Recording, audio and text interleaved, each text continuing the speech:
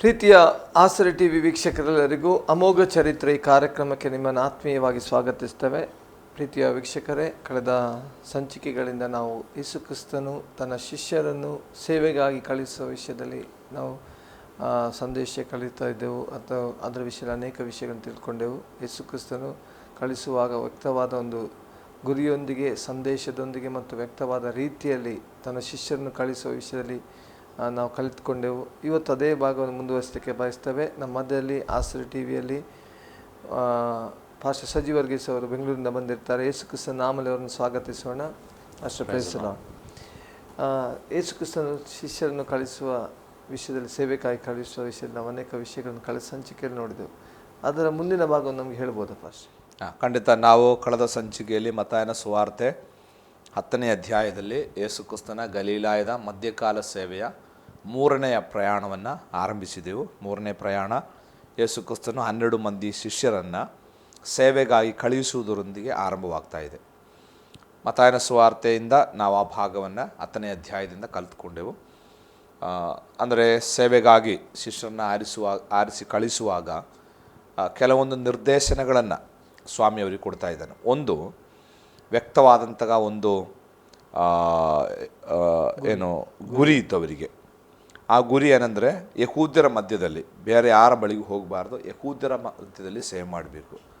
ಆದರೆ ಸ್ವಾಮಿ ಅದನ್ನು ಈಗ ಬದಲಾಯಿಸಿದ್ದಾನೆ. ಈಗ ಮತ್ತು 28ರ ಆಧಾರದಲ್ಲಿ ನಾವು ಆ ಗುರಿಯನ್ನು ನೋಡ್ತೇವೆ. ಭೂಲೋಕದ ಕಟ್ಟ ಕಡೆಯವರೆಗೆ ನನ್ನ ಸಾಕ್ಷಿಗಳಾಗಬೇಕು ಎಂಬುದಾಗಿ.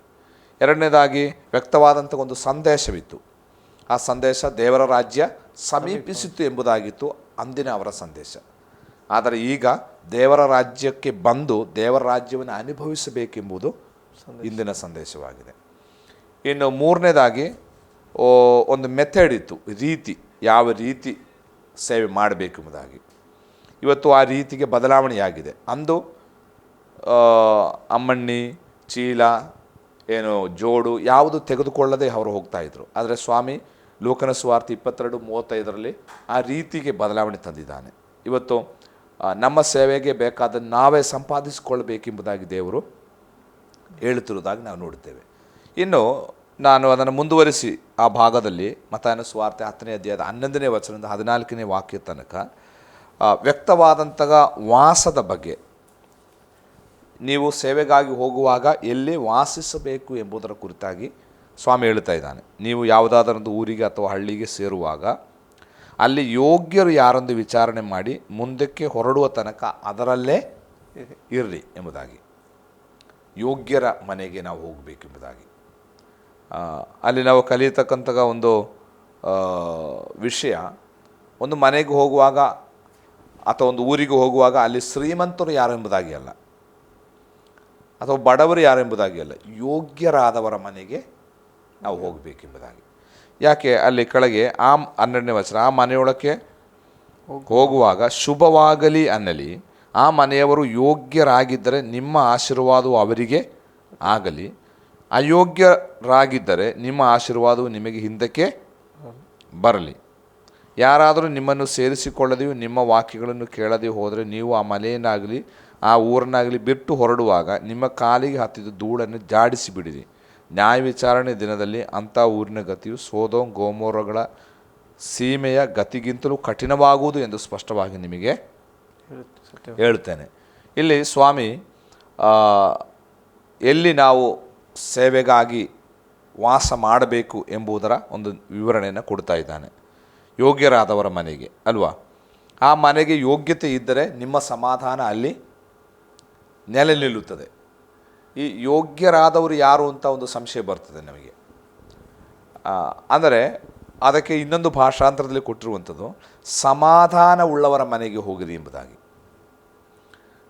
ಸಮಾಧಾನ ಉಳ್ಳವರ ಮನೆಗೆ ಹೋಗಿರಿ ಅಂತೇಳಿ. ಅಲ್ಲಿ ಹೋಗುವಾಗ ನಿಮ್ಮ ಆಶೀರ್ವಾದವು ಆ ಮನೆಗೆ ಬರ್ತದೆ ಎಂಬುದು. ಅಂದರೆ ಯೇಸು ಸ್ವಾಮಿ ಇವತ್ತು ಹುಡುಕುವಂಥದ್ದು ಬಡವರ ಶ್ರೀಮಂತರ ಮನೆಯಲ್ಲ, ಸಮಾಧಾನ ಉಳ್ಳವರ ಮನೆಯನ್ನು ಹುಡುಕ್ತಾ ಇದ್ದಾರೆ. ನಮ್ಮ ಮನೆಯನ್ನು ಒಂದು ಸಮಾಧಾನದ ವಾತಾವರಣದಲ್ಲಿ ಕಾಪಾಡಿಕೊಳ್ಳಲಿಕ್ಕೆ ನಾವು ಶ್ರಮಿಸಬೇಕು. ಯೇಸುಸ್ವಾಮಿ ಸಮಾಧಾನದಾಯಕ. ಯೇಸುಸ್ವಾಮಿ ಆ ಮನೆಗೆ ಬರುವಾಗಲೇ ನಿಜವಾದ ಸಮಾಧಾನ ಅವರು ಕಂಡುಕೊಳ್ಳುವಂಥದ್ದು. ಆದರೆ ಇವತ್ತಿನ ಕ್ರೈಸ್ತರ ಅನೇಕರ ಮನೆಗಳಲ್ಲಿ ಸಮಾಧಾನ ಇಲ್ಲ. ಸಮಾಧಾನ ಪ್ರಿಯರಾಗಿರಬೇಕು. ಸಮಾಧಾನವನ್ನು ಇಷ್ಟಪಡುವವರು, ಸಮಾಧಾನವನ್ನು ಸ್ಥಾಪಿಸುವವರೇ ದೇವರ ಮಕ್ಕಳು ಅನಿಸಿಕೊಳ್ಳುವರು. ನಾವು ಸರ್ಮನ್ ಆನ್ ದ ಮೌಂಟ್ನಲ್ಲಿ ಕಲಿತೀವಿ ಅಲ್ವಾ? ಸಮಾಧಾನವನ್ನು ಬಯಸುವವರೇ ದೇವರ ಮಕ್ಕಳು, ಅದನ್ನು ಉಂಟು ಮಾಡಲಿಕ್ಕೆ ಶ್ರಮಿಸುವವರೇ ದೇವರ ಮಕ್ಕಳು. ನಮ್ಮ ಮನೆಗಳಲ್ಲಿ ಇವತ್ತು ಸಮಾಧಾನ ಇಲ್ಲ, ಅಸಮಾಧಾನ. ಅದಕ್ಕೆ ಅನೇಕ ಕಾರ್ಯಗಳಿದೆ ಯಾಕೆ ಅಸಮಾಧಾನ ಎಂಬುದಾಗಿ. ಒಂದನೇದಾಗಿ ಪರಸ್ಪರ ಅವರವರ ಜವಾಬ್ದಾರಿಕೆಯನ್ನು ನೆರವೇರಿಸ್ತಾ ಇಲ್ಲ. ಎರಡನೇದಾಗಿ ವಿಧೇಯತ್ವ ಇಲ್ಲ ಅಲ್ವಾ? ಮೂರನೇದಾಗಿ ಪ್ರೀತಿ ಇಲ್ಲ. ಈ ರೀತಿ ಅನೇಕ ಕಾರಣಗಳಿಂದ ಇವತ್ತು ಮನೆಗಳು ಅಸಮಾಧಾನದಿಂದ ತುಂಬಿದೆ. ನಾವು ಧರ್ಮೋಪದೇಶ ಕಾಂಡ ಪುಸ್ತಕ 11ನೇ ಅಧ್ಯಾಯ ಕಲಿಯುವಾಗ ದೇವರು ಮೋಶೆಗೆ ಹೇಳ್ತಾ ಇದ್ದಾನೆ, ನಿಮ್ಮ ಈ ಭೂಮಿಯ ಜೀವಿತ ಸ್ವರ್ಗ ಸಮಾನವಾದ ಜೀವಿತ ಆಗ್ತದೆ ಅಂತ ಅಲ್ವಾ? ಎಫೆಸ ಪತ್ರಿಕೆಯಲ್ಲೂ ಅದನ್ನೇ ಪೌಲ ಹೇಳ್ತಾ ಇದ್ದಾನೆ. ನಿಮ್ಮನ್ನು ಕ್ರಿಸ್ತನೊಂದಿಗೆ ಎಬ್ಬಿಸಿ ಪರಲೋಕದಲ್ಲಿ ಆತನು ಕೂಡಿಸಿದ್ದಾನೆ. ನಾವು ಈ ಭೂಮಿಯಲ್ಲಿ ವಾಸ ಮಾಡುವಾಗ ಆ ಪರಲೋಕವನ್ನು ನಾವು ಅನುಭವಿಸಬೇಕು, ಟೇಸ್ಟ್ ಮಾಡಬೇಕು, ಅದನ್ನು ಮುಂಚಿತವಾಗಿ ನಾವು ರುಚಿಸಬೇಕು. ಇದು ದೇವರು ಬಯಸ್ತಾ ಇದ್ದಾನೆ. ಆ್ಯಕ್ಚುಲಿ ನಮ್ಮ ಮನೆಗಳು ಸಮಾಧಾನದಿಂದ ಕೂಡುವಾಗ, ದೇವರಿಂದ ಆ ಮನೆ ಸಂತುಷ್ಟಕರವಾಗುವಾಗ, ಆ ಮನೆಯಷ್ಟು ಸ್ವರ್ಗ ಬೇರೆ ಏನೂ ಇಲ್ಲ ಅಲ್ವಾ? ಈಗ ನೋಡಿರಿ, ಸಂತೋಷ ಇರುವ ಮನೆಗೆ ನಾವು ಎಷ್ಟು ದೂರ ಹೋದರೂ ಯಾವಾಗ ನಾವು ತಿರುಗಿ ಮನೆಗೆ ಹೋಗ್ತೇವೆ ಅಂತ ಬಯಕೆ ಬರ್ತದೆ. ಕೆಲವರಿಗೆ ಮನೆ ಬಿಟ್ಟರೆ ಮತ್ತೆ ಹೋಗೋದು ಬೇಡ ಅಂತ, ಬೇರೆ ಎಲ್ಲಾದರೂ ಸುತ್ತಾಡೋಣ, ಅಲ್ಲಿಗೆ ಹೋಗುವಾಗಲೇ ಅವರಿಗೆ ಬೇಜಾರಾಗೋದು ಅಲ್ವಾ? ಯಾಕಂದರೆ ಅವರಿಗೆ ಆ ಮನೆ ಒಂದು ಸಂತೋಷದ ತಾಣವಲ್ಲ. ಅದರಿಂದ ನಮ್ಮ ಮನೆ ಯಾಕೆ ಸಂತೋಷ ಇಲ್ಲದೆ ಕಾರಣ? ನಾವೇ ಕಾರಣ, ನಾವೇ ಅದಕ್ಕೆ ಕಾರಣಕರ್ತರು. ನಾವು ಅನೇಕ ಸಾರಿ ಹೆಂಡತಿಯನ್ನು ಅದಕ್ಕೆ ಕಾರಣ ಹೇಳ್ತೇವೆ, ಹೆಂಡತಿ ಗಂಡನ ಅಥವಾ ಗಂಡ ಮಕ್ಕಳ. ಆ್ಯಕ್ಚುಲಿ ನಾವೇ ಅದಕ್ಕೆ ಕಾರಣ ಅಲ್ವಾ? ನಾವೇ ದ ಪ್ರಾಬ್ಲಮ್ ಮೇಕರ್, ನಾವೇ ಸಮಸ್ಯೆ ಉಂಟು ಮಾಡುವರು ಅಲ್ವಾ? ಒಬ್ಬ ಹೇಳಿದ, ನನಗೆ ಈ ಊರು ಬೇಡ, ಮನೇನೂ ಬೇಡ, ನಾನು ಎಲ್ಲಾದರೂ ಹೋಗಿ ನಿರ್ಜನ ಪ್ರದೇಶದ ಒಬ್ಬಂಟಿಗನಾಗಿ ಇರ್ತೇನೆ ಎಂಬುದಾಗಿ. ಆವಾಗ ಯಾರೋ ಹೇಳಿದರು, ನೀನು ಅಲ್ಲಿಗೆ ಹೋಗೋದಿರೋದು ಒಳ್ಳೆಯದು, ಯಾಕಂದರೆ ಆ ನಿರ್ಜನ ಪ್ರದೇಶದಲ್ಲಿ ಈಗ ಯಾವ ಸಮಸ್ಯೆ ಇರಲಿಲ್ಲ, ನೀನು ಹೋದಾಗ ಅಲ್ಲಿ ಸಮಸ್ಯೆ ಸ್ಟಾರ್ಟ್ ಆಗ್ತದೆ ಅಂತ. ಯಾಕಂದರೆ ನಮ್ಮೊಳಗೆ ಪ್ರಾಬ್ಲಮ್ ಇದೆ ಅಲ್ವಾ? ನಾವು ಹೋಗುವಾಗ ಅಲ್ಲಿ ಪ್ರಾಬ್ಲಮ್ ಆಗ್ತದೆ. ಯಾರೋ ಒಬ್ಬರು ಪಾಸ್ಟ್ರಿಗೆ ಹೇಳಿದರು, ಪಾಸ್ಟ್ರೆ ಯಾವ ಸಮಸ್ಯೆ ಇಲ್ಲದೊಂದು ಚರ್ಚಿಗೆ ನನಗೆ ರೆಕಮೆಂಡ್ ಮಾಡಿ ನಾನು ಅಲ್ಲಿಗೆ ಹೋಗಬೇಕು ಅಂತ. ಪಾಸ್ಟ್ಗಳು ನಾನು ರೆಕಮೆಂಡ್ ಮಾಡಲ್ಲ, ಯಾಕಂದರೆ ಅಂತಹ ಸಭೆ ಇದೆ, ನೀನು ಹೋದರೆ ಅಲ್ಲಿ ಪ್ರಾಬ್ಲಮ್ ಸ್ಟಾರ್ಟ್ ಆಗ್ತದೆ ಅಂತ ಅಲ್ವಾ? ಆ ಸಭೆಯೂ ಸಮಸ್ಯೆ ಆಗ್ತದೆ ಅಂತೇಳಿ. ಅಂದರೆ ಸಮಾಧಾನ ಇಲ್ಲದೆ ಇರಲಿಕ್ಕೆ ಕಾರಣ ನಾವೇ ಅಂತ ನಾವು ಫಸ್ಟ್ ಅರ್ಥ ಮಾಡಿಕೊಳ್ಬೇಕು. ಇನ್ನೊಬ್ಬರಲ್ಲ, ನಮ್ಮ ಸಂಗಾತಿಯೋ ನಮ್ಮ ಮಕ್ಕಳೋ ಅಥವಾ ಬೇರೆ ಯಾರೂ ಅಲ್ಲ, ನಾವೇ ಅದಕ್ಕೆ ಕಾರಣಕರ್ತರು.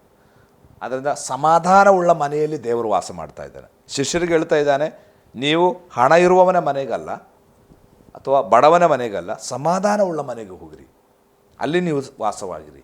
ನೀವು ಇನ್ನೊಂದು ಊರಿಗೆ ಹೋಗೋ ತನಕ ಆ ಮನೆಯಲ್ಲೇ ತಂಗಿರಿ. ಯಾಕಂದರೆ ಯೋಗ್ಯವಾದ ಮನೆ ಯಾವುದು? ಸಮಾಧಾನವುಳ್ಳ ಮನೆ ಅಲ್ವಾ? ಇವತ್ತು ಅನೇಕರ ಮನೆಗೆ ಹೆಡ್ಡಿಂಗ್ ಇದೆ, ಈ ಮನೆಗೆ ಯಜಮಾನರು ಯೇಸು ಕ್ರಿಸ್ತನು ಅಂತೇಳಿ. ವಾಸ್ತವಿಕವಾಗಿ ಅವರೆಲ್ಲೋ ಮೂಲೆಯಲ್ಲಿದ್ದಾರೆ ಯೇಸು ಕ್ರಿಸ್ತರು ಅಲ್ವಾ? ಯಜಮಾನರು ಅಲ್ಲಿಂದ ಹೆಂಡತಿ ಅಥವಾ ಅಲ್ಲಿಂದ ಗಂಡ ಅಲ್ವಾ? ಆ ರೀತಿಯ ಮನೆಗಳು ನಾವು ಇವತ್ತು ಕಾಣ್ತೇವೆ. ಯಜಮಾನ ದೇವರಾದರೆ ಆ ಮನೆಯ ಮುಖ್ಯಸ್ಥಾನ ದೇವರಿಗೆ, ದೇವರು ಹೇಳುವಾಗ ಎಲ್ಲರೂ ಕೇಳಬೇಕು ಅಲ್ವಾ? ಅದೇನೂ ಇಲ್ಲ, ಸುಮ್ಮನೆ ಬೋರ್ಡಲ್ಲಿ ನಾವು ಸೀಮಿತಗೊಳಿಸಿದ್ದೇವೆ, ಅದರಲ್ಲಿ ಯಾವ ಅರ್ಥವೂ ಇಲ್ಲ. ಅದರಿಂದ ನಮ್ಮ ಸ್ಟೇ ದೇವರು ಮುಖ್ಯವಾಗಿ ಬಯಸ್ತಾ ಇದ್ದಾನೆ. ನಾವು ಎಲ್ಲಿ ವಾಸ ಮಾಡಬೇಕು ಅಂತ ದೇವರು ಬಯಸ್ತಾ ಇದ್ದಾನೆ. ನಾವು ವಾಸ ಮಾಡುವ ಸ್ಥಳ ಸಮಾಧಾನದಿಂದ ಕೂಡಬೇಕು ಅಂತ ದೇವರು ಬಯಸ್ತಾ ಇದ್ದಾನೆ ಅಲ್ವಾ? ಜಗಳ ಗಂಟಿಗಳ ಮನೆಯಲ್ಲ ದೇವರಿಗೆ ಬೇಕದು, ಸಮಾಧಾನ. ನಾವು ಸಮಾಧಾನದಿಂದ ವಾಸ ಮಾಡುವಾಗಲೇ ಯಾರಾದರೂ ನಮ್ಮ ಮನೆಗೆ ಬರುವಾಗ ಅವರು ಆ ಸಮಾಧಾನವನ್ನು ಕಂಡುಕೊಳ್ಳುವಂಥದ್ದು. ನಮ್ಮ ಮನೆಯಲ್ಲೇ ಸಮಾಧಾನ ಇಲ್ಲದಿದ್ದರೆ ಬಂದವರಿಗೆ ಸಮಾಧಾನ ಸಿಗ್ತದಾ? ಸಾಧ್ಯವಿಲ್ಲ ಅಲ್ವಾ? ನಾವು ಸಮಾಧಾನದಿಂದ, ಪ್ರೀತಿಯಿಂದ, ಅನ್ಯೋನ್ಯತೆಯಿಂದ ಇರುವುದನ್ನು ನೋಡುವಾಗ ಒಬ್ಬ ಅನ್ಯನು ಬಂದಾಗ ಅವರಿಗೆ ಅನಿಸ್ತದೆ ಈ ಮನೆಯಲ್ಲಿ ಏನೋ ವೈಶಿಷ್ಟ್ಯತೆ ಇದೆ. ನಾನು ಹೇಳ್ತೇನೆ, ಇತರ ಮನೆಗಳಿಂದ ನಮ್ಮ ಮನೆಯನ್ನು ವ್ಯತ್ಯಸ್ತರಾಗಿ ಮಾಡುವುದು ನಮ್ಮ ಮನೆಯ ಸ್ಟ್ರಕ್ಚರೋ ಅಥವಾ ನಮ್ಮ ಮನೆಯ ವಾಸ್ತುವೋ, ನಮ್ಮ ಮನೆಯ ಪೇಂಟಿಂಗೋ ಅಥವಾ ನಮ್ಮ ಮನೆಯ ಅಲ್ಲಿನ ಫರ್ನಿಚರ್ಸೋ ಅಥವಾ ಅಲ್ಲಿನ ಎಲೆಕ್ಟ್ರಾನಿಕ್ ಗ್ಯಾಜೆಟ್ಸೋ, ಅದು ಯಾವುದೂ ಅಲ್ಲ. ನಮ್ಮ ಮನೆಯನ್ನು ಇತರ ಮನೆಗಳಿಂದ ವ್ಯತ್ಯಾಸ ಮಾಡೋದು ಅವರ ಮನೆಯಲ್ಲಿ ಇಲ್ಲದ ಏನೋ ಒಂದು ನಮ್ಮ ಮನೆಯಲ್ಲಿ ಇರಬೇಕು, ಅದೇ ವ್ಯತ್ಯಾಸ ಮಾಡೋದು. ಅದೇನು? ಅದು ದೇವರ ಸಾನ್ನಿಧ್ಯ, ಆ ಸಮಾಧಾನ ನಮ್ಮ ಮನೆಯಲ್ಲಿ ಇರಬೇಕು. ಅದಕ್ಕೆ ಪೌಲ ಹೇಳ್ತಾನಲ್ಲ, ದೇವರಿಂದ ಉಂಟಾದ ಸಮಾಧಾನ ನಿಮಗೆ ಯಜಮಾನನಂತಿದ್ದು ಆಳ್ವಿಕೆ ಕೊಲೋಸಿ ಪತ್ರಕ್ಕೆ 3ನೇ ಅಧ್ಯಾಯದಲ್ಲಿ ಪೌಲ ಹೇಳ್ತಾ ಇದ್ದಾನೆ. ಹೌದು, ದೇವರಿಂದ ಉಂಟಾಗಿರೋ ಸಮಾಧಾನ ಯಜಮಾನನಂತಿದ್ದು ನಿಮ್ಮನ್ನು ಕಾಪಾಡಲಿ. ಆ್ಯಕ್ಚುಲಿ ಅಲ್ಲಿ ಆ ಯಜಮಾನ ಎಂಬ ಪದಕ್ಕೆ ಇಂಗ್ಲೀಷ್ ಮೂಲ ಭಾಷೆಯಲ್ಲಿ ಅಂಪೈರ್ ಎಂಬುದಾಗಿ. ಅಂಪೈರ್ ಅಂದರೆ ಕ್ರಿಕೆಟ್ ಆಡುವಾಗ ಅಂಪೈರ್ ಇದ್ದಾರೆ ಅಲ್ವಾ, ತೀರ್ಪುಗಾರ. ಅಂದರೆ ಎರಡು ಬೌಲರ್ಸ್ ಮತ್ತು ಬ್ಯಾಟಿಂಗ್ ಎರಡು ಟೀಮಿನೊಡನೆ ಜಗಳ ಬರುವಾಗ ಲಾಸ್ಟ್ ಡಿಸಿಷನ್ ಯಾರ್ದು? Umpire decision is the last decision ಅಲ್ವಾ. ಆ್ಯಕ್ಚುಲಿ ನಮ್ಮ ಮನೆಗಳಲ್ಲಿ ಜಗಳ ಬರುವಾಗ ಅಂಪೈರ್ ಯಾರು? ಯೇಸು ಕ್ರಿಸ್ತನ ಅಂಪೈರ್ ಇರಬೇಕು. ಕೆಲವರ ಮನೆಯಲ್ಲಿ ಅಂಪೈರೇ ಇಲ್ಲ, ಅಂಪೈರ್ನ ಓಡಿಸಿ ಬಿಟ್ಟಿದ್ದಾರೆ, ಇವರೇ ಆಟ ಆಡ್ತಾ ಇದ್ದಾರೆ. ಕೊನೆಗೆ ಏನಾಗ್ತದೆ? ಜಗಳ, ಸಮಸ್ಯೆ, ಆಟ ಫಿನಿಶ್ ಆಗಲ್ಲ. ಅಂಪೈರ್ ಇರುವ ಆಟ ಕ್ರಮಬದ್ಧವಾಗಿರುತ್ತದೆ, ಅಲ್ಲಿ ತೀರ್ಪಿದೆ, ಅಲ್ಲಿ ನ್ಯಾಯವಿದೆ ಅಲ್ವಾ. ಆ ಆಟ ಸುಸಜ್ಜಿತವಾಗಿ ಕೊನೆಗೊಳ್ಳುತ್ತದೆ. ಅದಕ್ಕೊಂದು ಡಿಸಿಷನ್, ಕೊನೆಯಲ್ಲಿ ಯಾರೋ ಒಬ್ಬರು ಗೆದ್ದರು ಯಾರೋ ಒಬ್ಬರು ಸೋತರು ಅಂತ ಒಂದು ಡಿಸಿಷನ್ ಬರಲಿಕ್ಕೆ ಕಾರಣ ಏನು? ಅಂಪೈರ್ ಇದ್ದಾರೆ ಅಲ್ವಾ. ಅದಕ್ಕೆ ಪೌಲ ಹೇಳ್ತಾ ಇದ್ದಾನೆ, ನಿಮ್ಮ ಹೃದಯಗಳನ್ನು ದೇವರು ಯಜಮಾನ ನಿಂತಿದ್ದು ಒಂದು ಅಂಪೈರ್ ಹಾಗೆ ದೇವರಿದ್ದು ಅವರನ್ನು ಏನು ಮಾಡಲಿ? ಕಾಪಾಡಲಿ ಅಂತ. ನಮ್ಮ ಮನೆಯ ಯಜಮಾನ ಅಂಪೈರ್ ಯಾರು? ಯೇಸು ಕ್ರಿಸ್ತರಾಗಿರಬೇಕು. ಅಂತಹ ಮನೆಗಳನ್ನು ನಮಗೆ ನಿರ್ಮಾಣ ಮಾಡಬೇಕು. ನಮ್ಮ ಮನೆಯ ಸ್ಟ್ರಕ್ಚರ್ ಅಲ್ಲ ದೇವರಿಗೆ ಮುಖ್ಯ, ಆ ಮನೆಯಲ್ಲಿ ಇರ್ತಕ್ಕಂಥ. ನಾನು ಹಳೆ ಒಡಂಬಡಿಕೆ ಕಲಿಯುವಾಗ ಇಸ್ರಾಯೇಲರು ಪಾಳೆಯವಾಗಿ ಏನು ಅವರು ವಾಸ ಮಾಡ್ತಾಯಿದ್ರು. ಆದರೆ ಅದರ ಮಧ್ಯದಲ್ಲಿ ದೇವದರ್ಶನ ಗುಡಾರ ಇದೆ. ಈಗ ಎಲ್ಲರ ಪಾಳೆಯಕ್ಕೂ ಇದಕ್ಕೂ ದೊಡ್ಡ ವ್ಯತ್ಯಾಸವೇನೂ ಇಲ್ಲ. ಆದರೆ ಎಲ್ಲ ಮನೆಗಳಿಗಿಂತ ದೇವದರ್ಶನ ಗುಡಾರವನ್ನು ವ್ಯತ್ಯಾಸವನ್ನಾಗಿ ಮಾಡುವುದು, ಅಥವಾ ಯಾರಾದರೂ ಒಬ್ಬರು ದೂರದಿಂದ ನೋಡುವಾಗ ಇದು ದೇವದರ್ಶನ ಗುಡಾರ ಅಂತ ಹೇಳಿ ಐಡೆಂಟಿಫೈ ಮಾಡಲಿಕ್ಕೆ ಒಂದೇ ವ್ಯತ್ಯಾಸ ಏನು ಗೊತ್ತಾ? ಅದರ ಮೇಲೆ ಒಂದು ಶೆಕೆನೆ, ಒಂದು ಸಾನ್ನಿಧ್ಯ, ದೇವರ ಪ್ರಸನ್ನತೆ ಇಳಿದು ಬರುವುದನ್ನು ಕಾಣಲಿಕ್ಕೆ ಸಾಧ್ಯ. ಅದೇ ಲೋಕದಲ್ಲಿ ಅನೇಕ ಮನೆಗಳಿದೆ, ಅದರಲ್ಲಿ ಒಬ್ಬ ಕ್ರೈಸ್ತನ ಮನೆ ವ್ಯತ್ಯಾಸಗೊಳ್ಳುವುದು ಆ ಮನೆಯಲ್ಲಿರುವ ದೇವರ ಸಾನ್ನಿಧ್ಯ, ಆ ಮನೆಯಲ್ಲಿರುವ ದೇವರ ಸಮಾಧಾನ. ಅಂತಹ ಮನೆಗಳಲ್ಲಿ ಹೋಗಿ ವಾಸಿಸಿರಿ ಅಂತ ಶಿಷ್ಯರಿಗೆ ಸ್ವಾಮಿ ಹೇಳ್ತಾನೆ. ಅಂದರೆ ದೇವರಿಗೂ ಅಂಥ ಮನೆಯೇ ಇಷ್ಟ ಅಂತ ಅದರ ಅರ್ಥ. ಅಂದರೆ ನಮ್ಮ ಸ್ಟೇ ಬಹಳ ಮುಖ್ಯ ಎಂಬುದಾಗಿ ನಾವು ಅಲ್ಲಿ ಕಲಿಯುತ್ತೇವೆ. ಸಮಯ ಕೊರತೆ ಇರುವುದರಿಂದ ನಾವು ಮುಂದಕ್ಕೆ ಹೋಗುವಾಗ ಅದರ 10ನೇ ಅಧ್ಯಾಯದ 16ನೇ ವಾಕ್ಯದಿಂದ 23ನೇ ವಾಕ್ಯದ ತನಕ ನಾವು ಕಲಿಯುವಾಗ ಯೇಸು ಸ್ವಾಮಿ ಹಿಂಸೆಯ ಕುರಿತಾಗಿ ಕೆಲವು ಮುನ್ನೆಚ್ಚರಿಕೆಗಳನ್ನು ಕೊಡ್ತಾ ಇದ್ದಾನೆ.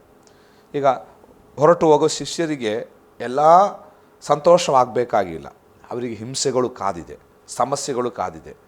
ಅದನ್ನು ಹೇಗೆ ನಿಭಾಯಿಸಬೇಕು, ಹೇಗೆ ಅದನ್ನು ಜಯಿಸಬೇಕು ಎಂಬುದಕ್ಕೆ ಕೆಲವು ಮುನ್ನೆಚ್ಚರಿಕೆಗಳನ್ನು ಸ್ವಾಮಿ ಕೊಡ್ತಾ ಇದ್ದಾನೆ. ನಾವು ಅದನ್ನು ಸ್ವಲ್ಪ ವಿವರವಾಗಿ ಮುಂದಿನ ಭಾಗದಲ್ಲಿ ಕಲಿಯೋಣ.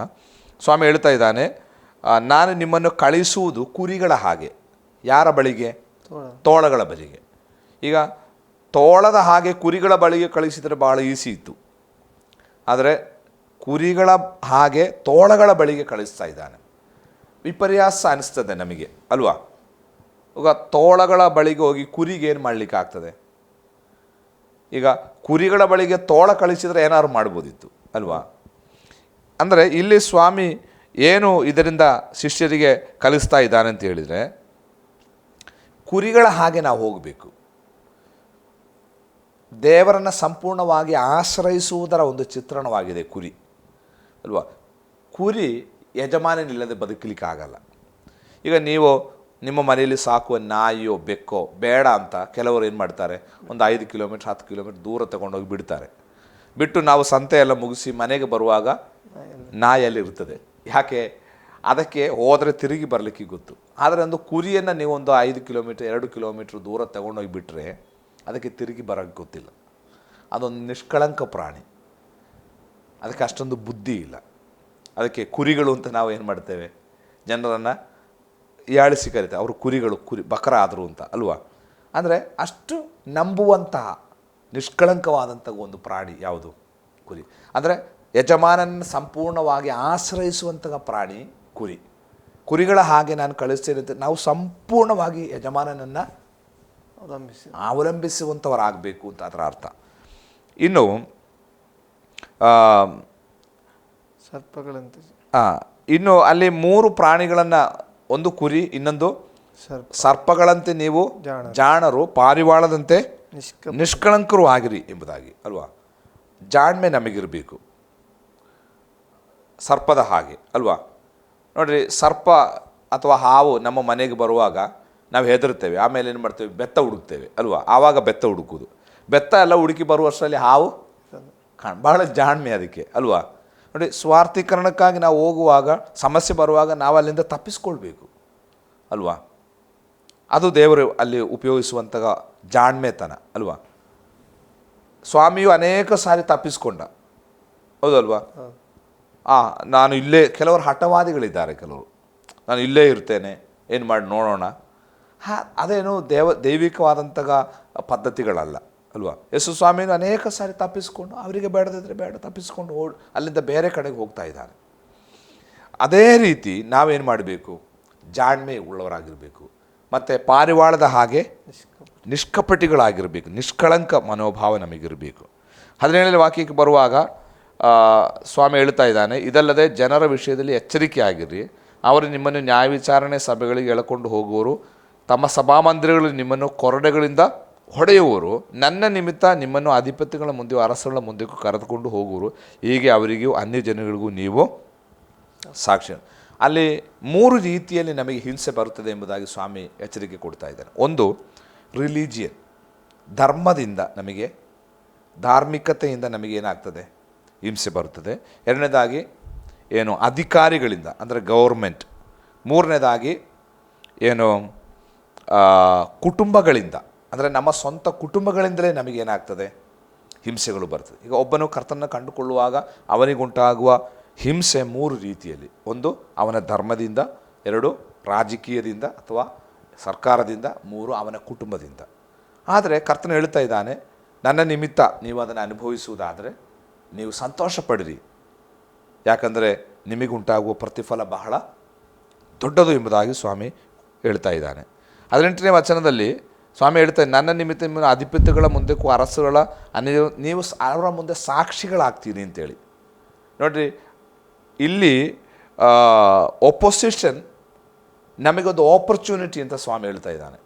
ನಮಗುಂಟಾಗುವ ಒಪೊಸಿಷನ್ಸ್ ಎಲ್ಲ ಏನು, ನಮಗೊಂದು ಅವಕಾಶಗಳು, ಆಪರ್ಚುನಿಟಿ.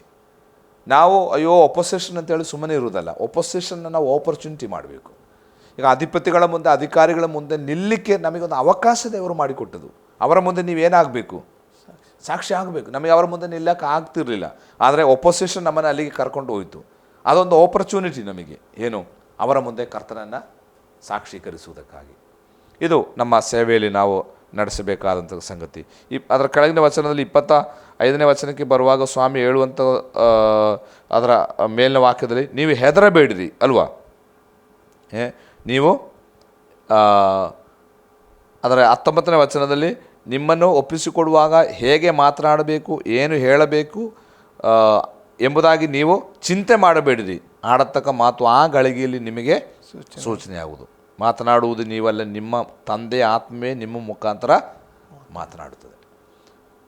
ನಾವೇನು ಮಾಡಬೇಕಂತೇಳಿ ಏನು ಸಿದ್ಧ ಮಾಡಿಕೊಂಡು ಏನು ಹೋಗಬೇಕಾಗಿಲ್ಲ. ಆ ಸಮಯದಲ್ಲಿ ದೇವರು ನಮಗೆ ಬೇಕಾದ್ದನ್ನು ನಮ್ಮ ಬಾಯಲ್ಲಿ ಆತನು ಕೊಡ್ತಾ ಇದ್ದಾನೆ. ಕೆಳಗೆ ಸ್ವಾಮಿ ಹೇಳ್ತಾ ಇದ್ದಾನೆ, ಹೆದರಬೇಡಿರಿ. ಅವರು ನಿಮ್ಮನ್ನು ಏನು ಮಾಡ್ತಾರೆ, ಅನೇಕ 25ನೇ ವಚನದಲ್ಲಿ ಅವರು ಮನೆ ಯಜಮಾನಿಗೆ ಬೇಲ್ಜಬೂಲ್ನೆಂದು ಹೆಸರಿಟ್ಟ ಮೇಲೆ ಆತನ ಮನೆಯವ್ರನ್ನ ಏನಂದಾರು, ಆದರೂ ಅವರಿಗೆ ನೀವೇನು ಮಾಡಬೇಡ್ರಿ, ಹೆದರಬೇಡ್ರಿ. ನೋಡಿರಿ, ಅವರು ನಮ್ಮನ್ನು ಏನು ಕರೆದರು ಎಂಬುದರಲ್ಲಿ ನಾವು ಭಯಪಡೋದು ಬೇಡ. ಯಾಕಂದರೆ ಅವರು ಕರೆದ ಹಾಗೆ ನಾವು ಆಗ್ತೇವಾ, ಇಲ್ಲ. ಮತ್ತೆ ಯಾಕೆ ನಾವು ಅವರಿಗೆ ಎದುರುವುದು? ಈಗ ನನ್ನನ್ನು ಏನಾದರೂ ಅವ್ರಿಗೆ ಕರೆದ್ರೆ ನಾನು ಅವರು ಕರೆದಂಗೆ ನಾನೇನಾದರೂ ಆಗ್ತೇನಾ? ಇಲ್ಲಲ್ಲ. ಮತ್ತೆ ಯಾಕೆ ನಾನು ಅವರಿಗೆ ಎದುರಬೇಕು? ನಾವು ಅದಕ್ಕೆ ಪ್ರತಿಕ್ರಿಯಿಸದೆ ಹೋದರೆ ಕರೆದದ್ದು ಅವರಿಗೆ ತಿರುಗಿ ಹೋಗ್ತದೆ ಅಲ್ವಾ. ಅದನ್ನು ಸ್ವಾಮಿ ಹೇಳ್ತಾ ಇದ್ದಾನೆ, ನೀವು ಅವರಿಗೆ ಏನು ಮಾಡಿಬಿಡ್ರಿ, ಹೆದರಬೇಡ್ರಿ. ಸ್ವಾಮಿ ಕೆಳಗೆ ಹೇಳ್ತಾ ಇದ್ದಾನೆ, ತೋಳಗಳಿದೆ ಅಲ್ವಾ, ನಾನು ಅವರೊಂದಿಗೆ ಫೈಟ್ ಮಾಡುವುದಕ್ಕಾಗಿ ಎಲ್ಲ ನಿಮ್ಮನ್ನು ಕಳಿಸಿದ್ದು. ಕುರಿಗಳ ಹಾಗೆ ನಾನು ಕಳಿಸುವುದು ಯಾತಕ್ಕಾಗಿ? ಕುರಿಗೆ ತೋಳವನ್ನು ಫೈಟ್ ಮಾಡೋಕ್ಕಾಗಲ್ಲ, ಕುರಿಗೆ ತೋಳವನ್ನು ಟ್ರಾನ್ಸ್ಫಾರ್ಮ್ ಮಾಡಲಿಕ್ಕೆ ಸಾಧ್ಯ ಅಲ್ವಾ. ಕುರಿಗೆ ತೋಳವನ್ನು ಕುರಿ ತೋಳದೊಟ್ಟಿಗೆ ಫೈಟ್ ಮಾಡಿ ಕುರಿಯನ್ನು ಗೆಲ್ಲುವಂಥದ್ದಲ್ಲ. ಕುರಿ ತನ್ನ ಸ್ವಭಾವದಿಂದ ತೋಳವನ್ನು ರೂಪಾಂತರ ಪಡಿಸಬೇಕು. ಇಲ್ಲಿ ಫೈಟಿಂಗ್ ಅಲ್ಲ, ಇಲ್ಲಿ ರೂಪಾಂತರ ಮುಖ್ಯ. ಅದೇ ಸ್ವಾಮಿಯಲ್ಲಿ ಹೇಳ್ತಾ ಇದ್ದಾನೆ ಅಲ್ವಾ. ಅದಕ್ಕೆ ಒಬ್ಬ ಸೇವಕರು, we have A wolf ministry ಅಂತ, ಅಂದರೆ ತೋಳಗಳ ಸೇವೆ ಅಂತ. ತೋಳಗಳ ಸೇವೆ ಅಂತ ಅಂದರೆ ಏನು? ತೋಳಗಳನ್ನು ರೂಪಾಂತರ ಪಡಿಸುವ ಸೇವೆ ಅದಕ್ಕೆ ಒಂದು ವೇಳೆ ನಾವು ನಿಂದೆ ಅನುಭವಿಸಬೇಕಾಗಿ ಬರ್ತದೆ, ಹೊಡೆತ ತಿನ್ನಬೇಕಾಗಿ ಬರ್ತದೆ, ಹಿಂಸೆ ಅನುಭವಿಸಬೇಕಾಗಿ ಬರ್ತದೆ, ನಾವು ಅನೇಕ ಸಂಕಟಗಳನ್ನು ಅನುಭವಿಸಬೇಕಾಗಿ ಬರುತ್ತದೆ. ಆ ಸೇವೆಗೆ ಕೊಡಲ್ಪಟ್ಟ ಹೆಸರಾಗಿದೆ ವೂಲ್ಫ್ ಮಿನಿಸ್ಟ್ರಿ ಅಂತ. ಅಂದರೆ ಏನು? ತೋಳಗಳ ಸೇವೆ. ತೋಳವನ್ನು ನಮಗೆ ಫೈಟ್ ಮಾಡಿ ಗೆಲ್ಲಕ್ಕಾಗಲ್ಲ, ಆದರೆ ನಮಗೆ ಅವರನ್ನು ಟ್ರಾನ್ಸ್ಫಾರ್ಮೇಷನ್ ಮಾಡಲಿಕ್ಕೆ ಸಾಧ್ಯ, ಅವರನ್ನು ರೂಪಾಂತರ ಪಡಿಸಲಿಕ್ಕೆ ಸಾಧ್ಯ, ಅವರ ಸ್ವಭಾವದಲ್ಲಿ ಬದಲಾವಣೆ ತರಲಿಕ್ಕೆ ಸಾಧ್ಯ, ಅವರ ಮನೋಭಾವನೆಯನ್ನು ನಮಗೆ ಬದಲಾವಣೆ ಮಾಡಲಿಕ್ಕೆ ಸಾಧ್ಯ. ಆ ಒಂದು ಶಕ್ತಿ ಕುರಿಗಿದೆ, ದೇವರು ನಮಗೆ ಕೊಟ್ಟಿದ್ದಾರೆ. ನಾವು ಹೋರಾಡುವುದು ಮನುಷ್ಯ ಮಾತ್ರದವರ ಸಂಗಡ ಅಲ್ಲ, ನಮಗೆ ಹೋರಾಟ ಯಾವ ಜನಾಂಗದೊಟ್ಟಿಗಲ್ಲ, ನಾವೆಲ್ಲರನ್ನು ಪ್ರೀತಿಸುವವರು ಅಲ್ವಾ? ಪ್ರೀತಿಯಿಂದ ನಾವು ಅವರನ್ನು ಗೆಲ್ಲಬೇಕು. ಎಷ್ಟೇ ಕ್ರೂರಿಯಾದವನನ್ನು ಪ್ರೀತಿಯಿಂದ ನಮಗೆ ಗೆಲ್ಲಲಿಕ್ಕೆ ಸಾಧ್ಯ. ಆದ್ದರಿಂದ ಮನುಷ್ಯನಿಗೆ ಇವತ್ತು ಬೇಕಾದ್ದು ಟ್ರಾನ್ಸ್ಫಾರ್ಮೇಷನ್, ರೂಪಾಂತರ ಉಂಟಾಗಬೇಕು. ಅವನ ಮನಸ್ಸಿಗೆ ಬದಲಾವಣೆ ಆಗಬೇಕು. ಅವನ ಕೆಟ್ಟ ಸ್ವಭಾವದಿಂದ ಅವನ ಒಳ್ಳೆಯ ಸ್ವಭಾವಕ್ಕೆ ಬರಬೇಕು. ನಮ್ಮ ಸೇವೆ ರೂಪಾಂತರದ ಸೇವೆ, ಮನುಷ್ಯರನ್ನು ಬದಲಾವಣೆ ಮಾಡುವ ಸೇವೆ. ನಮ್ಮ ಸೇವೆ ಜಾತಿ ಬದಲಾವಣೆ ಮಾಡುವ ಸೇವೆ ಅಲ್ಲ. ನಮ್ಮ ಸೇವೆ ಏನು? ಜನರನ್ನು ಬದಲಾವಣೆ ಮಾಡುವಂಥ ಸೇವೆ. ಜನರನ್ನ ಮದ್ಯಪಾನದಿಂದ, ಕೆಟ್ಟ ದುಶ್ಚಟಗಳಿಂದ, ಏನು ಸಾಮಾಜಿಕವಾದ ಹಿಂಸಾಚಾರಗಳಿಂದ, ಮತ್ತೇನು ಭಯೋತ್ಪಾದನೆಯಿಂದ ಜನರನ್ನು ಆ ದೇವರ ಸ್ವಭಾವಕ್ಕೆ ನಡೆಸುವಂಥ ಸೇವೆಯಾಗಿದೆ ನಮ್ಮದು. ಆದರೆ ಜನ ಅದನ್ನು ತಪ್ಪಾಗಿ ತಿಳ್ಕೊಂಡಿದ್ದಾರೆ. ಜನ ತಿಳ್ಕೊಳ್ಳುವಂಥ ಇವರು ಮತಾಂತರ ಮಾಡುವರು ಅಂತ. ನಮ್ಮ ಉದ್ದೇಶ ಮತಾಂತರ ಅಲ್ಲ. ಯಾವ ಮತದಲ್ಲಿ ಇದ್ರೇನು, ಮನುಷ್ಯನು ದೇವರ ಹಾಗೆ ಆಗಬೇಕು, ಅದು ನಮ್ಮ ಉದ್ದೇಶ. ಮನುಷ್ಯನೊಟ್ಟಿಗೆ ಪ್ರೀತಿ ಮಾಡಬೇಕು, ಮನುಷ್ಯನ ಅರ್ಥ ಮಾಡಿಕೊಳ್ಬೇಕು. ಈ ಜಾತಿಯ ವ್ಯವಸ್ಥೆಯಿಂದ ರಾಜಕಾರಣಿಗಳು ಲಾಭ ಪಡೆಯುತ್ತಾರೆ ಹೊರತು ಅದರಿಂದ ಮನುಷ್ಯನಿಗೇನು ಲಾಭ ಆಗ್ತಾ ಇಲ್ಲ. ಆದರೆ ಮನುಷ್ಯ ಅದು ಅರ್ಥ ಮಾಡಿಕೊಳ್ತಾ ಇಲ್ಲ. ಆದ್ದರಿಂದ ನಮಗೆ ನಮ್ಮ ಕೇಳುಗರಿಗೆ ಹೇಳುವಂತಹ ಸಂದೇಶ ಏನಂತ ಅಂದರೆ, ನಮ್ಮ ಸೇವೆ ರೂಪಾಂತರದ ಸೇವೆ, ಮನುಷ್ಯನನ್ನು ಬದಲಾವಣೆ ಮಾಡುವಂಥದ್ದು, ಮನುಷ್ಯನನ್ನು ಪ್ರೀತಿಸುವವರಾಗಿ ಮಾಡುವಂಥದ್ದು. ಪ್ರೀತಿಗಿಂತ ದೊಡ್ಡದು ಯಾವುದೂ ಇಲ್ಲ. ಆದ್ದರಿಂದ ನಾವು ಕುರಿಗಳ ಹಾಗೆ ಈ ಸಮಾಜದಲ್ಲಿ ಇದ್ದೇವೆ. ಯಾಕೆ ನಾವು ಎದುರಿಸ್ತಾ ಇಲ್ಲ? ನಾವು ಯಾಕೆ ಫೈಟ್ ಮಾಡ್ತಾ ಇಲ್ಲ? ನಮ್ಮ ದೇವರು ಹೇಳಿದ್ದು ಫೈಟ್ ಮಾಡಲಿಕ್ಕಲ್ಲ. ನಮ್ಮ ದೇವರು ಹೇಳಿದ್ದು ಅವರನ್ನ ಪ್ರೀತಿಯಿಂದ ಅವರ ಮನಸ್ಸನ್ನು ಗೆಲ್ಲಿರಿ, ಅವರನ್ನು ರೂಪಾಂತರ ಪಡಿಸಿರಿ, ಅವರನ್ನು ಒಳ್ಳೆಯ ಪ್ರಜೆಗಳನ್ನಾಗಿ ಮಾಡಿರಿ. ಅದು ದೇವರು ನಮ್ಮಿಂದ ಬಯಸುವಂಥದ್ದು. ಅದಾಗಿದೆ ಸ್ವಾಮಿ ಈ ಭಾಗಗಳಲ್ಲಿ ನಮಗೆ ಕೊಡುವಂತಹ ಸಂದೇಶ. ಖಂಡಿತ ಭಾಷೆ. ನಾವು ಕ್ರಿಸ್ತನ ಒಂದು ಮುಂದೆ ಅಥವಾ ತೋಳಗಳ ಮುಂದೆ ನಾವು ಕುರಿಗಳ ಹಾಗೆ ಕರ್ತನ ನಮ್ಮನ್ನು ಕಳಿಸ್ತಾ ಇದ್ದಾನೆ. ಆತನನ್ನು ನಾವು ಅವರನ್ನೆಲ್ಲ ಪ್ರೀತಿಸಿ ನಾವು ಕರ್ತನ ಪ್ರೀತಿಯಲ್ಲೇ ನಡೆಸುವಂಥ ಸೇವೆ ಮಾಡ್ತಾ ಇದ್ದೇವೆ. ಹೀಗೆ ಯೇಸು ಸ್ವಾಮಿ ತನ್ನ ಶಿಷ್ಯರಿಗೆ ಬೋಧಿಸಿ ಶಿಷ್ಯರನ್ನು ಕಳಿಸ್ತಾ ಇದ್ದಾನೆ. ಆ ಸೇವೆ ಮಾಡಿ ಹಿಂದಿರುಗಿ ಬರುವಂಥ ವಿಷಯ ನಮಗೆ ಹೇಳ್ಬೋದು. ಖಂಡಿತ. ನಾವು ಮತ್ತಾಯನ ಸುವಾರ್ತೆಯಲ್ಲಿ ಅದು ಕಾಣ್ತಾ ಇಲ್ಲ. ಲೂಕನ ಸುವಾರ್ತೆ 9ನೇ ಅಧ್ಯಾಯದ 10ನೇ ವಾಕ್ಯಕ್ಕೆ ನಾವು ಬರುವಾಗ 6ನೇ ವಚನದಲ್ಲಿ ಅವರು ಹೊರಟು ಹೋಗಿ ಎಲ್ಲೆಲ್ಲಿಯೂ ಸುವಾರ್ತೆಯನ್ನು ಸಾರುತ್ತಾ ರೋಗಿಗಳನ್ನು ಮಾಡುತ್ತಾ ಗ್ರಾಮಗಳಲ್ಲಿ ಸಂಚರಿಸಿದರು ಎಂಬುದಾಗಿ. ಅದರ 10ನೇ ವಾಕ್ಯದಲ್ಲಿ ಇತ್ತಲಾಗಿ ಅಪೊಸ್ತಲರು ಹಿಂತಿರುಗಿ ಬಂದು ತಾವು ಮಾಡಿದ್ದನ್ನೆಲ್ಲ ಯೇಸುವಿಗೆ ವಿವರವಾಗಿ ಹೇಳಲು ಆತನು ಅವರನ್ನು ಬೆತ್ಸಾಯಿದ ಎಂಬ ಊರಿಗೆ ವಿಂಗಡವಾಗಿ ಕರೆದುಕೊಂಡು ಹೋದರು ಎಂಬುದಾಗಿ.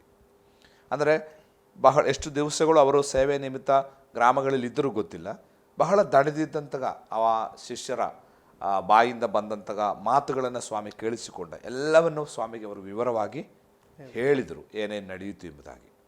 ಇನ್ನೊಂದು ಭಾಗದಲ್ಲಿ ನಾವು ಓದುತ್ತೇವೆ, ನನ್ನ ಅನಿಸಿಕೆ 70 ಮಂದಿ ಶಿಷ್ಯರನ್ನ ದೇವರು ಮತ್ತೊಂದು ಸಾರಿ ಕಳಿಸ್ತಾ ಇದ್ದಾರೆ. ಆವಾಗ ಅವರು ಬಂದು ರಿಪೋರ್ಟ್ ಕೊಟ್ಟಾಗ ಅವರಿಗೆ ಬಹಳ ಸಂತೋಷ. ನಮ್ಮ ಸೇವೆಯ ರಿಪೋರ್ಟ್ ಕೇಳಿ, ರಿಪೋರ್ಟ್ ಹೇಳುವಾಗ ಅವರಿಗೆ ಭಾಳ ಸಂತೋಷ. ನಿನ್ನ ನಾಮದಲ್ಲಿ ನಾವು ಅದು ಮಾಡಿದೆವು, ಇದು ಮಾಡಿದೆವು, ದೆವ್ವಗಳು ಹೋಯಿತು ಎಲ್ಲ ಹೇಳಿದಾಗ ಸ್ವಾಮಿ ಹೇಳ್ತಾ ಇದ್ದಾನೆ, ಏನು ದೆವ್ವಗಳು ಬಿಟ್ಟು ಹೋದ್ರಿಂದ, ರೋಗಿಗಳು ಗುಣವಾದದಿಂದ ಅಲ್ಲ ನೀವು ಸಂತೋಷ ಪಡಬೇಕಾದ್ದು. ನಿಮ್ಮ ಹೆಸರು ಪರಲೋಕ ರಾಜ್ಯದಲ್ಲಿ ಇದೆ, ಅದರ ನಿಮಿತ್ತ ನೀವೇನು ಮಾಡಿರಿ, ಸಂತೋಷಪಡ್ರಿ ಎಂಬುದಾಗಿ. ಆದರೆ ಇವರನ್ನು ಕಳಿಸಿದಾಗ ವಿವರವಾಗಿ ಸ್ವಾಮಿಗೆಲ್ಲ ಹೇಳ್ತಿದ್ದಾರೆ, ಏನು ಎಂಬುದಾಗಿ ನಿಮಗೆ ಗೊತ್ತಿಲ್ಲ.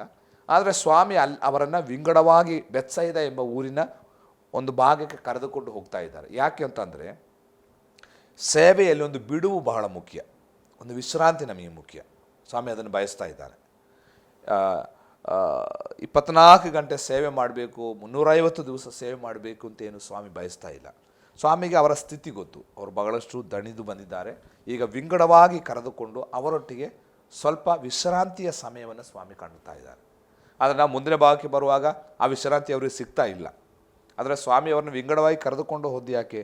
ಜನರ ಒತ್ತಡದಿಂದ, ಜನರ ಜನಸಂದಣಿಯಿಂದ, ಸೇವೆಯಿಂದ ಸ್ವಲ್ಪ ಬಿಡುವು ಮಾಡಿಕೊಳ್ಳಿ, ಸ್ವಲ್ಪ ಅವರು ವಿಶ್ರಾಂತಿ ಮಾಡಲಿ ಎಂಬ ಉದ್ದೇಶದೊಡನೆ ಸ್ವಾಮಿ ಕರ್ಕೊಂಡು ಹೋಗ್ತಾ ಇದ್ದಾನೆ. ಆದ್ದರಿಂದ ಈ ಭಾಗಗಳನ್ನೆಲ್ಲ ನಾವು ಕಲಿಯುವಾಗ ನಮಗೆ ವಿಶ್ರಾಂತಿ ಅಗತ್ಯತೆ ಇದೆ, ರೆಸ್ಟ್ ಬೇಕು ಎಂಬುದು ದೇವರು ನಮ್ಮಿಂದ ಬಯಸುವಂಥದ್ದು ಸಂಗತಿ.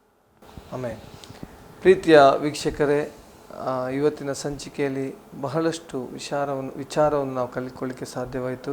ಯಾವ ರೀತಿಯಲ್ಲಿ ತನ್ನ ಶಿಷ್ಯರನ್ನು ಸಿದ್ಧಪಡಿಸಿ ಸೇವೆ ಕಳಿಸುವಂಥದ್ದು, ಅನಂತರವಾಗಿ ಬೋಧನೆ ಕೊಟ್ಟು ಕಳಿಸಿರುವಂಥದ್ದು ಮಾತ್ರವಲ್ಲ, ತಿರುಗಿ ಬಂದಾಗ ಶಿಷ್ಯರು ತಮ್ಮಲ್ಲಿ ಆದಂಥ ಕಾರ್ಯಗಳನ್ನು ತನ್ನ ಗುರುವಿನಾದ ಯೇಸುವಿಗೆ ಒಪ್ಪಿಸಿಕೊಡುವಂಥದ್ದು ಎಲ್ಲ ವಿಷಯಗಳನ್ನು ತಿಳ್ಕೊಳ್ಳಿಕ್ಕೆ ಸಾಧ್ಯವಾಯಿತು. ಇವತ್ತಿಗೆ ಇಲ್ಲಿಗೆ ನಾವು ಮುಗಿಸಲಿಕ್ಕೆ ಬಯಸ್ತೇವೆ. ನಮ್ಮದಲ್ಲೇ ಆಸರೆ ಟಿವಿಯಲ್ಲಿ ಬಂದು ವಿಸ್ತಾರವಾಗಿ ಯೇಸು ಕ್ರಿಸ್ತನ ಜೀವನ ಚರಿತ್ರೆ ಕಲಿಸಿಕೊಡ್ತಿರುವಂಥ ದೇವ ಸೇವಕರಿಗೆ ಆಸರೆ ಟಿ ಪರವಾದ ವಂದನೆಗಳು. Praise the pastor. ಇನ್ನೊಂದು ಸಂಚಿಕೆಯಲ್ಲಿ ಬರುವವರೆಗೆ ತಪ್ಪದೆ ವೀಕ್ಷಿಸಿ ನಿಮ್ಮ ನೆಚ್ಚಿನ ಆಸರೆ ಟಿವಿ. ವಂದನೆಗಳು.